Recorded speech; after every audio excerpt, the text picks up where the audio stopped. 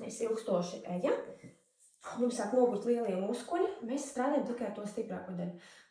Ir tendence tāda, ka cēlis iet bišķi uz iekšu.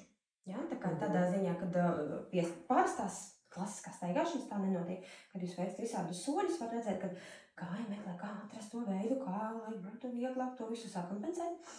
Un līdz ar to tā lielā slodze iet uz šiem muskuļiem, kas stiprinās šeit.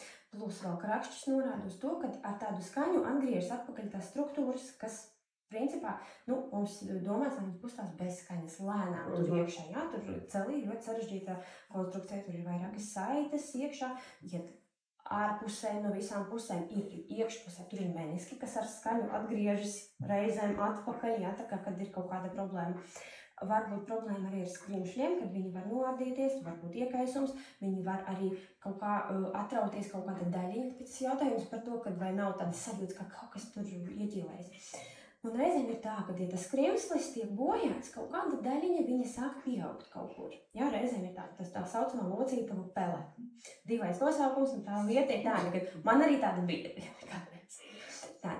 Reizēm to var atrast izmeklējumā, viņi atrod, jā, ka ir kaut kāds gabaliņš, skrimslis atjaunojas, bet tas gabaliņš kaut kur tur ir, viņš var pieaugt. Ja? Respektīvi, tagad mēs īsti nezinām, kas tajā celī ir, ja? Tā kā kas tur iekšpusē darās, bet mēs varam ar treniņu pasargāt to celi no kaut kādām nejaušām kustībām, kas var kairināt to visu, un mēs varam arī tā vienādi stipri stabilizēt visas struktūras apkārt, tā kā lai būtu vienāds garums, lai būtu vienāds spēks, lai saites, ja bija pārstieptas tajā kritienu laika, lai viņi atgūst savu spēku, jo diezgan tāda veidīga lieta ir tāda, ka saites, tas struktūras, kas tieši satur vietā, nevis ļauj kustībām notikt, kā skočs, salīmē divas kalnijas kopā, ja tas pārstiepjas, viņi atgūst savu garumu diezgan ilgi, 6 mēnešu laikā. Ar nosacījumu, ka mēs tajā brīdī vēlreiz nekrītam, neizstiepjam pārāk tālu. Bet labā ziņa ir tāda, ka muskulīši, kas iet tuvumā, viņi var stabilizēt un tām saitēm palīdzēt atjaunot savu garumu, kad, pat ja mēs gadījumā nenodējus krītam, ja?